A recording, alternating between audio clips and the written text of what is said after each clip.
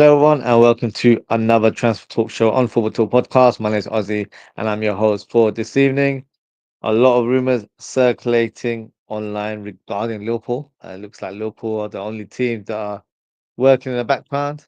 It also shows that Richard Hughes is finally doing some work as well. So let's see how many deals he can wrap up in the next few weeks and months. So what we'll do today, we'll go through some of the latest rumors that have take place in like the last 5 or so days. So let's start with the first one, and of course, this is one that is pretty much ongoing and has been for the past a week and a half, and that is Florian Wirtz. And the latest sort of rumor that we're hearing is that Man City have pretty much said they're no longer interested in signing the player for whatever reason, which puts Liverpool in, of course, in a good stance because if there was a move where he had to choose between a Premier League team, it may have been Man City just because they pursued the player for quite some time. But at the minute, it looks like the front runners are Liverpool and also Bayern Munich. Um, if you're looking at it from a Bayern Munich's point of view, it's not looking good. There's been a lot of rumors circulating that the family of Florian Wirtz, because his parents, I believe, they manage his sort of contracts and daily, routine in regards to the football affairs. I'm not pleased with the sort of tactics and strategies that they've tried to deploy in swaying Florian Wirtz to join Bayern Munich, and it's the same kind of methods that Real Madrid use in Spain, and I'm sure other teams in world football do the same as well. So the parents aren't too pleased in terms of how Bayern Munich have gone about, trying to sign Florian Wirtz. And at the minute, it looks like Liverpool are showing strong interest in signing the player. There was a rumor circling yesterday that Michael Edges has flown over to Boston to have discussions with FSG in regards to possibly finding out if we can make this move a reality, find out if the finances are there to complete this move. Now look, this is all just rumors and hearsay. My gut feeling, as the days go on, I do feel like could be a move that becomes a reality. Um, we've shown a lot of interest in the player. From what I've heard as well, Arne Slot's already had a chat with the player and has showcased sort of future plans in terms of how he sees Florian Wirtz fitting into the way we play and what his role will be within the team. So at the minute, it looks like he's been impressed with what Arne Slot has presented to him or has spoken to him about. Um, but look, only time will tell. If Liverpool were to get this deal over the line, this has to be regarded as a marquee signing. For me, Florian Wirtz is one of the best number 10s in world football. There aren't many around, to be fair, but he has phenomenal ability on the ball, great dribbler. He gives me Coutinho vibes in the way he plays, and it's going to be interesting to see where he fits in the team. If he joins, because I think he predominantly plays as a number 10 for Bayer Leverkusen, but I have seen him play on the left, and I've also seen him play on the right for his club as well. So in this Liverpool team, I think he will probably play on the left-hand side and be more of an inside forward. But of course, depending on who we're facing and depending how we want to set up tactically, he can easily go back to playing his natural number 10 role. Some have also said maybe a false nine role, which you can't completely rule out. I do feel like he has the ability to do that, but I feel like his best sort of skill sets match with playing in a deeper role rather than playing further up and then dropping deep. I feel like playing with the final third in front of him is what makes him excel in terms of threading the final through ball and shooting from distance. Got a great shot on him as well. So I've been watching a few compilations and it's exciting me even further. So let's see what happens. But I have a good feeling that we will get this one over the line.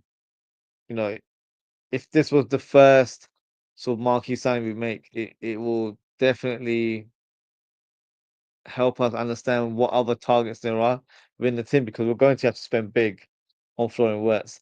I think the fee is around 100 odd million. I saw an article saying he has a release clause, which I'm not entirely sure about. The release clause that was quoted was 110 million. So I'm not entirely sure if that is true. I'll have to do a bit more research on that. But he will cost, an arm and a leg.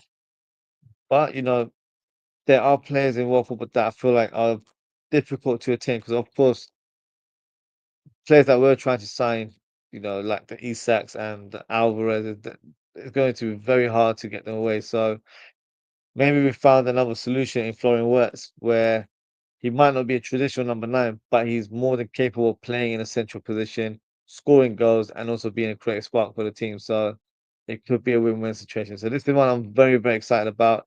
And also it helps that, he's got a teammate in Bayer Leverkusen that is also joining Liverpool, which is of course is Jeremie Frimpong, which we can talk about now as well. So the current I won't say rumor, but the noise right now we're hearing is that he's had his medical and he's also passed the medical. So it's only a matter of time that it gets made and or shall I say gets officially announced to the world. Now, of course, we've still got one remaining fixture this Sunday.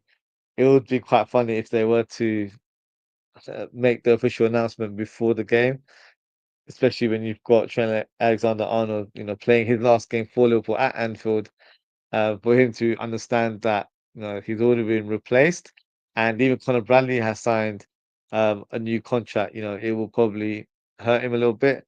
I'm sure you guys have seen a video from the game against Brighton where the fans were celebrating and Trent was looking at the crowd, turns around and he just looks a bit gutted. And maybe, it came to realization for him that he may have made a mistake because this is what he's leaving behind.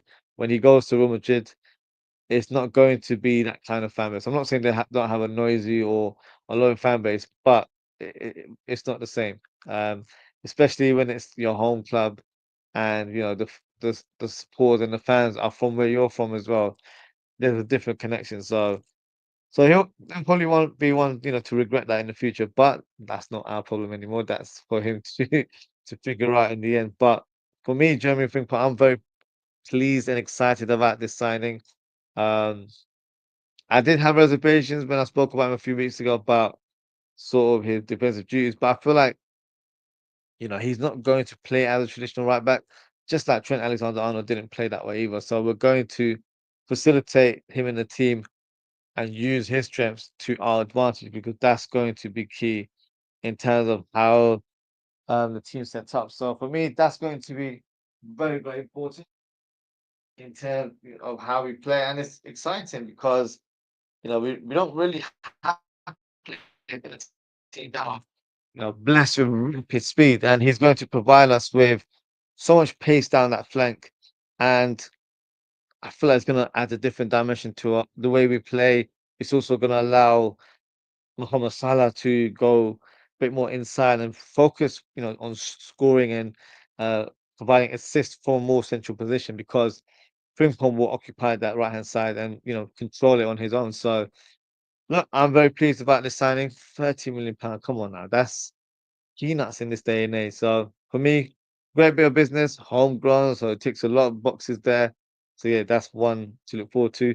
He's actually even made a request to get involved in the parade on Monday. I don't think the club have accepted that offer. I don't think that's right. But looking forward to him joining for pre-season, and yeah, hopefully he'll hit the ground running, and hopefully he'll be joined by his mate Florian Wirtz as well. So yeah, exciting stuff for us.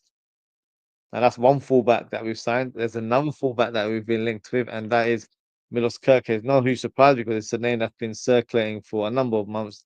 But the current rumor is that Liverpool are in advanced talks with Milos Kerkez and Bournemouth. The only sort of snagging moment at the minute is the fee. So the club haven't completely agreed on the fee. It's not like a huge gap or anything like that.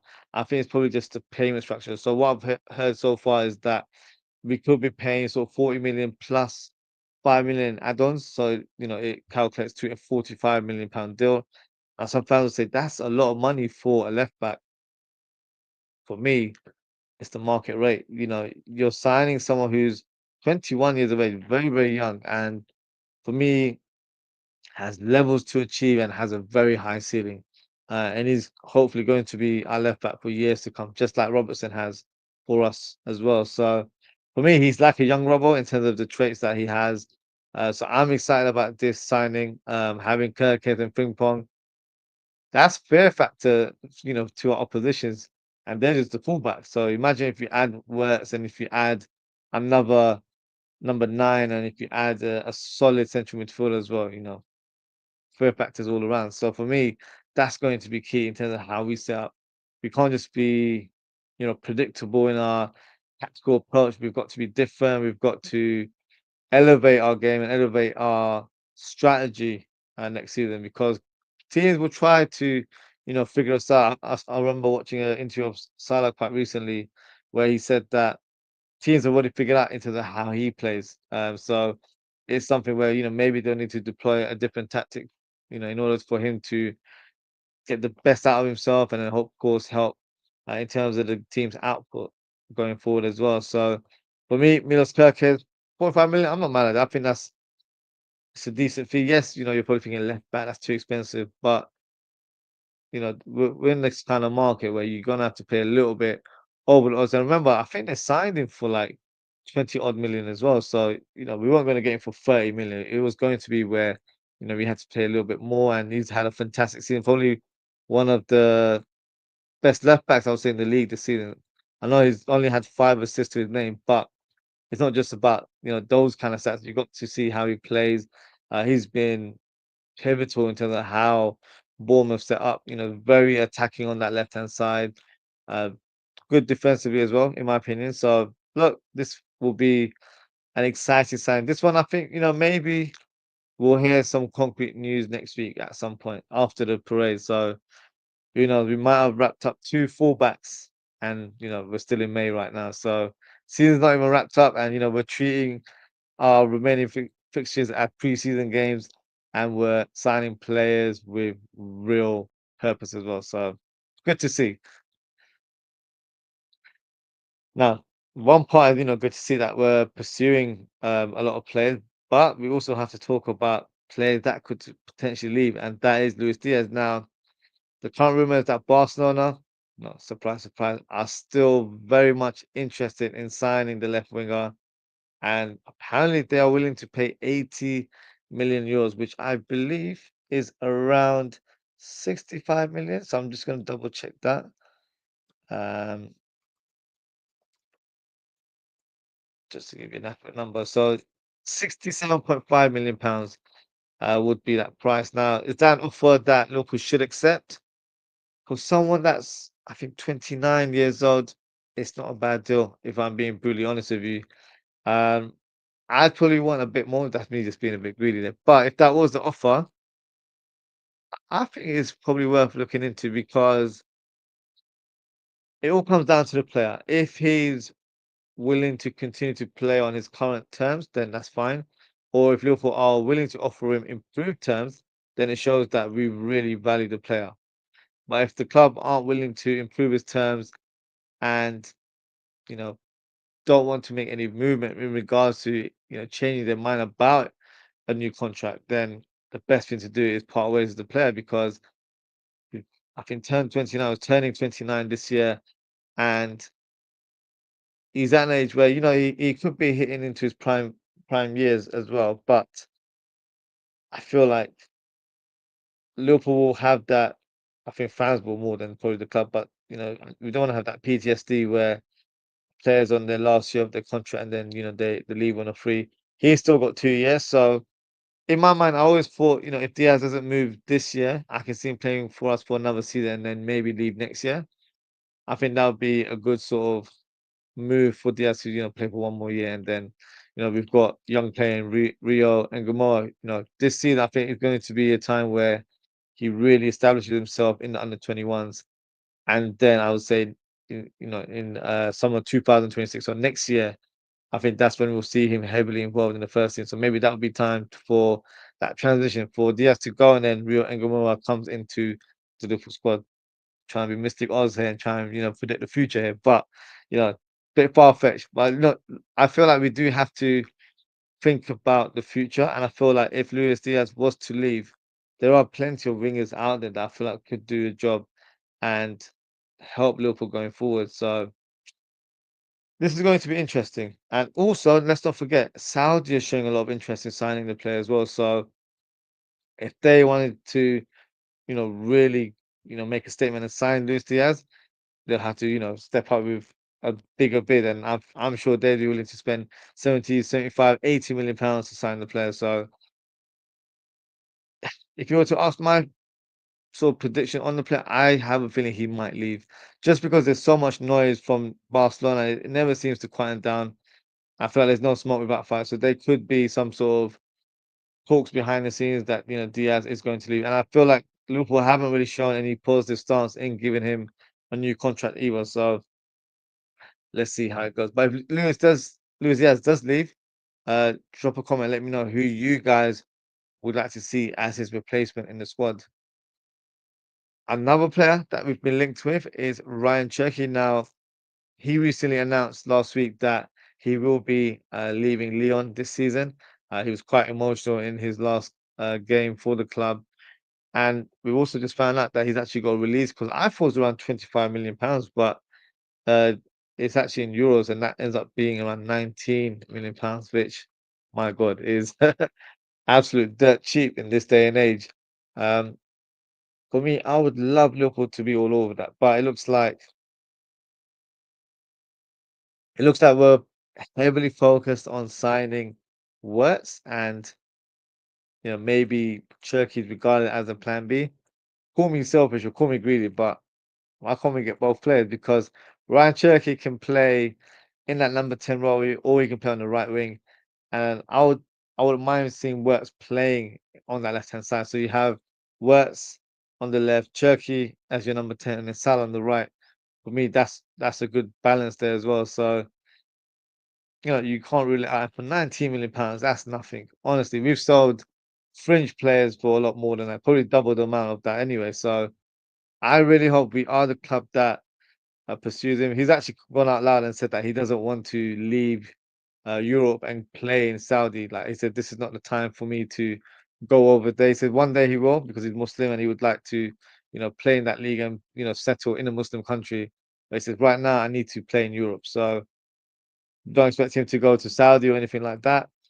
Borussia Dortmund was another club that was strongly linked with him, so that could be a destination for Ryan Cherky, but I would love it for it to be Liverpool. So let's see what happens in the future because I know we have strong interest in the player. I know United have been linked with him, but I think if there was a Premier League club that signs Cherky, I think Liverpool would be the front runner. So let's see what happens with the wonder kid Ryan Cherky. Another player that we've been recently linked with, um, not for the first time, is Benjamin Sesko. Now, the Red Bull Leipzig striker has had a decent season, to be fair. He scored 21 goals this season. Um, for me, he's not the striker that I want. From what I've seen, and I've seen him live quite a few times. I don't know if it's bad luck from my side, but whenever I watch him, he has a stink of a game. So I've never been impressed with him in a live capacity. But some fans are telling me, he's the real deal. He's on the verge of becoming a top striker. I don't know. I'm not seeing it right now. I feel like he's quite raw. I know he's only 21 years of age, but he seems quite raw. And for me, I don't really want a project striker anymore. I want us to sign someone that's ready-made, that's going to come into the team, be the number one guy, be our number nine, and score the goals. I don't want it to be where we're trying to mold him into a certain way or, make him develop, when we're playing for major honors right now. So this season coming up, we're going to go for all trophies and we need to have a strong squad. So I don't know. For me, if he was the signing that we make, I wouldn't be dismissive because number one, if Liverpool have signed a player, I will give them my support. But my personal point, it's not a signing that moves me, if I'm being brutally honest. And I think the money involved is not like it's going to be a cheap signing either. I think Red Bull Leipzig won about £100 million. but due to the good relations between Sesko and the club, I think it could be brought down to around 80 million, which for me is still very, very high. So, not for me, he's not top of my list, but he's making a lot of noise. He's been linked with a lot of clubs in the Premier League, Arsenal being one of them, Manchester United in the past as well. So let's see where he ends up. But for me, not the striker I think we should target. Another player from our side is Federico Chiesa. Now, the other day against Brighton, he managed to get a start in the team, playing as our striker or false nine. A damn decent game, to be fair. Not the most impactful of cameos, but showed glimpses of his talent. So the big question is, what happens with Federico Chiesa? Do we keep him for another season, or is it time to part ways because he hasn't been heavily involved? Now, for me, as much as I rate the player and I really like the player, I think it's probably time for us to part ways with him and for him to maybe return to Italy and play in Serie A. So he's been strongly linked with potential champions in Napoli. So a Napoli move would be, I think, great for him and his career. He'll be playing for an historic club with a passionate fan base. So not a bad club to join. So for me, I feel like the writing's on the wall. Now, in terms of the deal involved, I think they want a loan plus an option to buy, but I think Liverpool want a loan with an obligation to buy. So hopefully, we can get that wrapped up. I don't think the deal, should cost Napoli too much. Even if we sold him for 15 million pounds, we made a bit of a profit there. So let's see what happens with Chiesa. Look, there's nothing to suggest that he might even, stay at the club next season. But I'm going based off what I've seen this season. Arsenal hasn't really included him much. Even when he's been fit, he hasn't been heavily involved in the team or the squad. So for me, the writing's on the wall, and I think Federico Chiesa will be leaving Liverpool this summer. Another player that we've been heavily linked with is Adam Wharton. Now, a player that I do like. I think he's a promising talent, a player with huge potential, but I think he's going to cost an arm and a leg, to be honest with you. And I don't see him being a starter right now. I think McAllister and Gravenberch have formed a great partnership. He would be a player that would probably come in to be more of a rotation player for the two. But I do feel like he would fit in terms of how we want to play, how the profile that we want in that midfielder.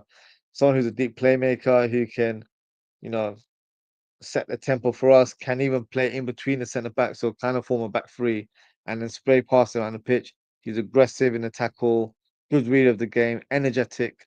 So, he ticks all of the boxes in terms of what we want in our next midfielder. But it's going to be interesting for Adam Wharton because Crystal Palace have just won their first trophy in their history, which is the FA Cup. So they'll be playing Europa League next season. Still, despite being very young right now, I think he's 20 years old.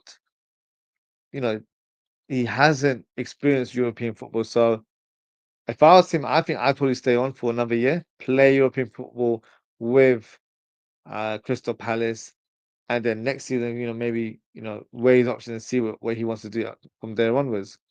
But there has been rumors suggesting that he's a bit homesick and would like to move back to the north, as he was playing for Blackburn previously, so that's where he's based. So let's see. I don't know if we'll end up signing him. I think if we get him, I'll be very pleased, but I just don't think it's a realistic signing for this summer.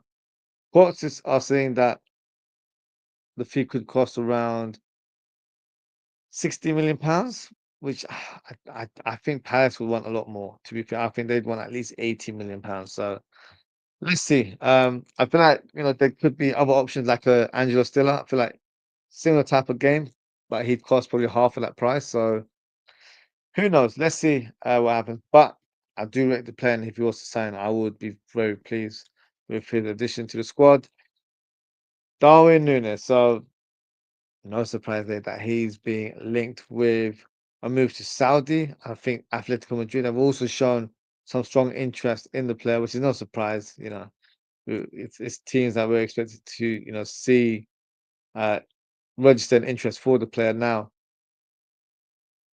In the last few cameos, it's been quite obvious that the player isn't very interested in playing for the club, so it's pretty much the writing's on the wall. I think he knows that he no longer has a future at the club. Some fans are even suggest that we should keep him because if we can't get an Isak on Alvarez, then why bother getting someone else? I'm really not in that boat. For me, we have to replace Darwin Nunes, and I- not to sound silly, I don't even mind who it is, but Darwin Nunes needs to part away from the club because he's hit the ceiling at the club. He's not going to improve any further. We know what we get from him is inconsistency, unfortunately. So therefore, it would be best for both parties for him to move on. We get a good decent amount of money for us to reinvest into that new striker, and yeah, both can kind of just go our separate ways and yeah, just continue from there onwards. So if I was to make a prediction, I can see joining Saudi, to be honest with you. I feel like they showed a lot of interest in the January window. I think they were willing to pay 75 million pounds. And I saw, they did a little interview with him and Diaz on as part of the Liverpool social media stuff. And he was like saying something referring to, you wouldn't mind going to Saudi for the money. So I feel like that would be a move that appeals to him. So I think, that would be a great move for us because we get a good amount of money from him as well. And he'll play with that less pressure and, he'll be set for life as well at the same time. So for me, let's see what happens. I think, we could probably expect to hear some news in the coming weeks regarding to Darwin Nunes. But the big question is who do we replace him with? Because striker market is not, as blessed as it has been over the years. So it's going to be a struggle to find an elite striker to replace him. But I'm sure Liverpool will get it done. Another player that continues to be linked to the club, and that is Rodrigo. Now, the current rumor is that Rodrigo is not pleased with the condition at the club. I know the last game that had the El Clasico, he didn't refuse to play, but he said that he wasn't fully fit to play, so he therefore didn't want to be part of the squad. But I feel like there's always rumors circulating that they're trying to find additions to the squad in order to for Rodrigo to be moved out. And I think one of the names is Nico Williams. That's the player that they want to sign, and of course, he probably occupies the positions that he plays. Rodrigo, I would say his prime position is left wing, but he plays on the right hand side. But I think because of the new coach, which is Xabi Alonso, it might be a different setup for certain players. So at the minute, it's still very unclear, but it looks like Rodrigo could be available in the market now. In terms of the transfer fee, I think he costs at least £80 million. So are Liverpool willing to spend that much on Wirtz and Rodrigo? I'm not too sure because if you sign those two, for example, how much money do you have to sign for a number nine? Because number nine for me is the priority position. But one thing I will say though, I feel like Liverpool will make a lot of money from sales. So if we were to sell Diaz and Darwin Núñez, for example, and let's say we got about 70, 75 million each, which is not crazy talk, it is a possibility.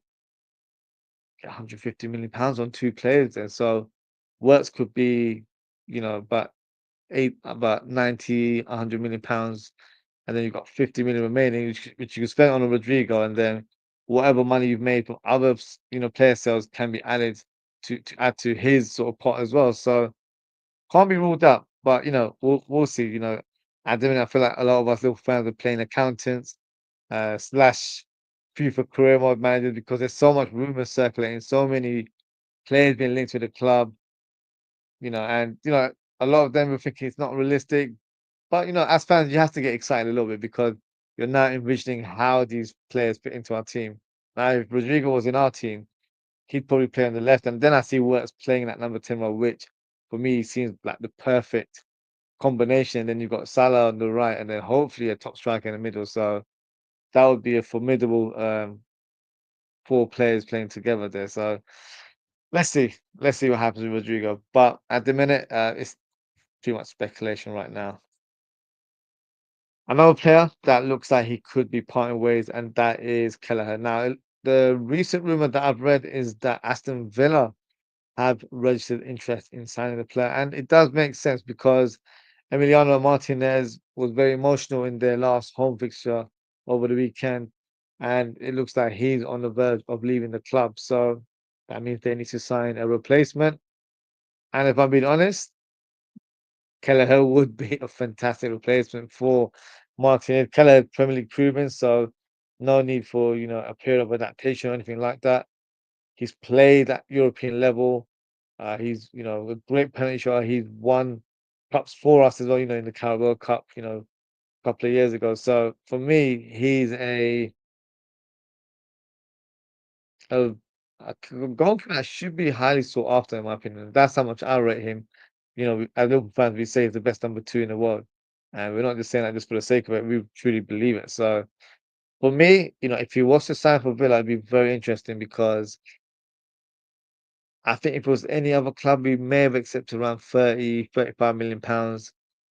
If it's Villa, Villa are trying to finish in the Champions League position, and they can. This weekend will be confirmation in terms of where they finish, but they'll definitely be playing European football of some sort. So for me, I'd want at least 40 million pounds. I'm not even trying to be greedy here. I feel like that would be a true valuation of the goalkeeper because he's young. He's got plenty of years to develop even further, and I think he's a very very good keeper. Great shot stopper, but great on the ball with his feet as well. So for me, they'd be signing a great replacement for Emiliano Martinez. So yeah, I would say for Kelleher's sake, I would like him to move on and play for a good club, and I think Aston Villa will fit that bill. So let's see, if that is the club that he ends up joining this summer. Harvey Elliott, now he made a start the other day against Brighton as well, and he's been quite vocal in the last few months in regards to his future, saying that he's a Liverpool fan, like this is his dream club, and he can't see himself playing elsewhere. But he had an interview the other day, and not saying he sounded defeated, but he had a different tone of voice. He was like, I have to look out for myself, like in terms of my career. So we'll see what happens for the future. So for me, that shows that he's been given some sort of discussion, or he's been informed that he's no longer um, part of the plans for next season. And it is a shame because I guess Javier is like he's like one of us in terms of I'm not Scouser, but I'm from London, but he's living the dream as a Liverpool fan, getting to play for Liverpool, your boyhood club. And unfortunately, it's just been, you know, a time for him where he hasn't really pushed to make a mark in the team. I know he's had a few injuries over the years. He had a big injury this season where he was out for 3, 4 months, and that really impacted his involvement in the team. But I feel like, with the way we play, it might not suit his skill set, in terms of I think he's more energy focused, whereas we're a bit more slow and, possession focused. And I think, there's been games where I feel like his physicality, isn't quite up to the standard that we want, in terms of, strength on and off the ball, but in terms of the pressing ability as well. So for me, he's a good player. I feel like if he joins another club and as a star, I think he can really flourish. Um, and I think we should be able to get a good amount of money for him as well. At least £40 million. We've got the likes of Wolves and Brighton interested in the player. So it'll be sad to see him part ways with the club. But I do think it's best for him to move on and think about his career because he's very talented. Just because it hasn't worked out at Liverpool doesn't mean it won't work out anywhere else. I do feel like if he joins a club that, plays around his ability and around his skill set, I think he can do really well for another team. So I wish him all the best because I don't think he's done it with any sort of sourness or anything like that. And I think if he does decide to leave, he'll do it with his head held high. So let's see what happens with Harvey. But it does look like he will be leaving the club this summer. Another player that we've been linked with is Hugo Ekitike. Now, the current rumor regarding Ekitike is that he's pretty much informed his club Frankfurt that he wants to leave at the end of the season. He hasn't handed in a transfer request, but he's given that indication that he would like to pursue a new challenge of some sort. And Liverpool being one of the strong contenders to sign the player, the only stumbling block is the transfer fee. Now, Frankfurt are demanding £100 million to sign the player. I'm not sure if that's euros actually. If it's euros, then it'll be around 85, similar price to Sesko. But the big question is, who? If you guys had the choice of signing Sesko and Ekitike, who would it be? I actually did a poll earlier today. Let me see if there's a result for it because it'll show what my followers are thinking in regards to those two players. Um, so interestingly, 58% said Sesko and 42% said Ekitike, which surprised me because for me, I would prefer Ekitike. I feel like Ekitike is the better player right now, and I feel like he has a higher ceiling than Sesko as well, in my opinion. So let's see. The fee is crazy. Even if it was 85 million pounds, in terms of being 100 million euros, it's a lot. So I would say his valuation should be around the 50 million mark. I think that is a fair price. So let's see. Let's see who Liverpool can target because you have players like Gyokeres and Osimhen that are available for 60 million, and they're more accomplished and ready-made for a big team like Liverpool, in my opinion. So I would rather go for that profile of a striker rather than a project striker. But that's just my own way of thinking. But also at the same time, if you were to sign Wirtz, it might be we end up signing a project striker because we might not have the funds to sign an established player, or we might just want a younger profile to join the starting lineup in terms of being the talisman or the lead striker in the team. So we'll soon find out. I think once Kirky looks like he's going to be the second signing. If Wirtz ends up being the first signing, then it would. I feel like, as funny as it sounds, I don't even think the fourth signing would be a striker. I think it would be a defensive midfielder, and then we'd go for the striker. So I think that's the kind of order it looks like in terms of prioritization. But look, as long as we can get all of those positions addressed, I think that's the main thing. So let's see what happens. Another player that's been linked again with the club, and that is Anthony Gordon. No strong sort of reports or rumors from any sort of sources, but the inkling is that Liverpool may, revive their interest in the Newcastle winger this summer with, Diaz's future very unclear, and he could possibly leave the club. Uh, some reports are suggesting that Liverpool will continue their interest in the player and may even place a bid this season. Now, what would I make of this signing? Uh, I think he's a decent player. I don't think he's better than Diaz, so he wouldn't be an upgrade in my eyes. Um, I still question his end product. I don't think he's quite accomplished in that area. And this year he's not even been the best winger in Newcastle. The best winger has probably been Jacob Murphy. So he's not had the best of seasons. So for me, it would depend on the price. If we were to sign him for about 50, 60 million pounds, that seems okay. Anything higher than that, I think that's too much. So decent player, but I just don't know if that's the player we should go for. I think there are other players available that will cost a lot less and could have an instant impact in the team as well. Now, one player that has been linked with the club in the last couple of days and has definitely got my attention because I wasn't aware of him until the rumor, and that is Magnus Akluoche. Hopefully, I haven't butchered his name there. And he's a very interesting player. Now, if you haven't seen him in action, I would suggest to go and watch a couple compilation videos of him. Of course, it doesn't paint the whole picture, but it gives you an idea of how he plays and how well he's done for his team, which is Monaco this season. And he looks, I'm not gonna lie, he looks like a baller. He's predominantly a right winger, left-footed, glides with the ball, great strength, has a great technique, great shooting ability. He looked like he could be you know, the next one. And if the rumors are true that we've got interest in the player, then these are the opportunities you can't miss because maybe like 2 years ago, I probably mentioned players like Barcola and Desiree, and I mentioned how good they were in terms of what I saw, and I thought, you know what, if they join a good team, they'll do really well, and they end up joining PSG, and look what's happened there. So I hope he doesn't join PSG because I think he'd be a fantastic addition to their team. Um, and we do need an understudy for Mohamed Salah. I really believe we should sign that player this summer, and he's a young player, this one. So, he wouldn't feel that pressure to make an instant impact. He can bide his time, learn from the best, and when he's ready, then he will be in the first team mix sooner rather than later. And He's quite versatile. He can play on the left wing, and I've seen him play in central positions as well.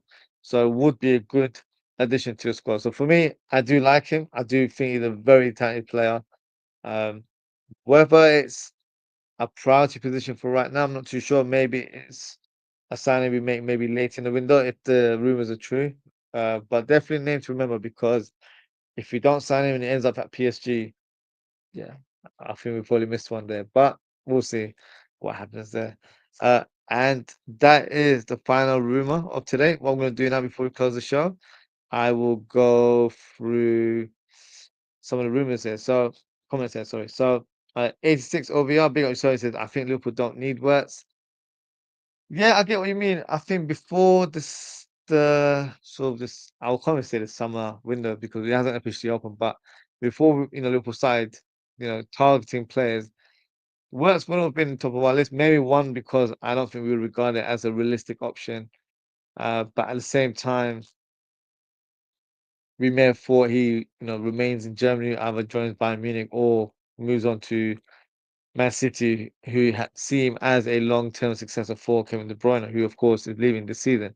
So maybe we thought it was a realistic target, but I feel like the PSG game has definitely opened Arne Slot's eyes in terms of maybe changing the profile of the striker that we're going for this season because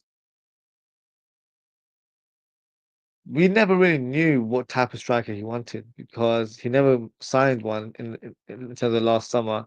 And he's tried different players in that role this season. So he's played Jota there, who hasn't done well, unfortunately. Nunes, for me, not good enough. Diaz, funny enough, has been the better out of those three in that position. Chiesa played the other day, but that was just a one-off cameo. So it's definitely an area that we need to focus on. And all three of those players playing in different manners. You've got Nunes who's on the shoulder, you've got Diaz and Jota who can drop deep and playing your sort of false nine role, if that makes sense. So that's why it was never clear what type of striker does Arsenal want. Does he want a false nine? Does he want a sort of out and out number nine, or does he want a 9.5? A bit of both. That's what we were trying to figure out. I think a lot of us fans are saying Alvarez could be the perfect striker because he fits that bill, just being a 9.5. Isak's the real gunman, the number nine that I think we really lack in our team. But if you can't get those two players, who else do you go for? Do you go for a Gyokeres who, there are question marks about his sort of ability to play in the Premier League? Osimhen, but the financial deal might be too much for Liverpool to conclude with, and it might not be an easy deal to get done due to negotiations with the Napoli president. However, if you sell them Chiesa, then it could be a sweetener in that regards. So maybe Wirtz wasn't on the cards for us Liverpool fans, but look, the more I see, the rumors about Liverpool having strong interest, and the more I watch compilations, I'm getting more excited. So let's see how it ends up happening, but we'll see. Only time will tell. He said, I would like us to take Isak. I think we all would, but I just don't think that's a realistic one. You want a pure striker? I do as well. I've been saying that all season that I want a pure striker, but maybe that striker isn't out there, so we have to come up with a plan B, and maybe worse is the plan B where he plays a false nine role, and maybe next year we sign someone that we feel like is ready made to play up top in that traditional number nine role. But we'll see, we'll see. I think we'll get a clear indication in the coming weeks. Gakpo will be on the left. He probably will be playing Cam and Salah, Gakpo striker. I don't see Gakpo playing striker. He hasn't played up top once for Arsenal this season. He's always played on the left-hand side. So under Jurgen Klopp, he played left as a false nine and even as a number 10, even playing the right-hand side, I remember once as well. But that's not because, well, Gakpo is a left winger under Arne Slot's team. So I don't see Gakpo being a striker option. Oh, then come out big yourself. He says the generational hate watches have been successful this season. PSG, Spurs, what a season! What a season indeed! Yeah, Spurs winning a trophy before Arsenal winning a European trophy is mad. And not only that, Crystal Palace winning the FA Cup. So you got two London teams winning more trophies than Arsenal. So everyone likes to say, London is red. It's not. Depending on what part of London you are, it's not red in terms of if you're from Arsenal, because it's definitely not red on that side. Um, Asa said, "Do you think we'll get João Pedro?" I did see the rumors before I went live today. I don't think we'll target João Pedro. To be fair, um, 70 million pound. I think 80 million pound is the fee. Not for me. I think he's a decent player, but I don't know if he's the guy to kind of make that step to Liverpool and go on to a new level. I'm not sure if he's that player yet, but we'll see. Ekitike is definitely one that I like. Um,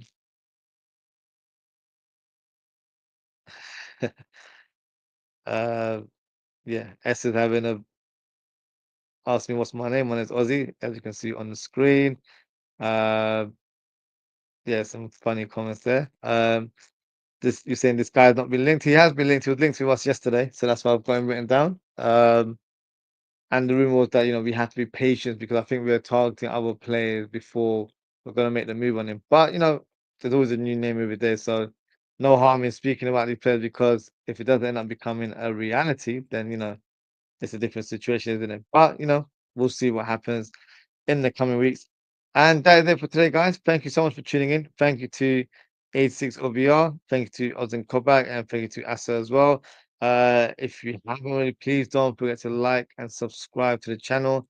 In terms of upcoming content, I will be doing the match preview of Liverpool versus Crystal Palace on Saturday. Normally I do on Thursday, but unfortunately I'm not available tomorrow. So Saturday, possibly around this time, like 11 p.m. UK time. But best thing to do is hit that notification bell so you know what time I'll be going live on Saturday. And then on Sunday, we will be doing the live watch along of Liverpool versus Crystal Palace. And of course, enjoy the trophy list at the end of the game. So it should be a special moment. So that is it for today, guys. Thank you so much for tuning in. Take care, stay safe, and I hope to speak with you all very, very soon.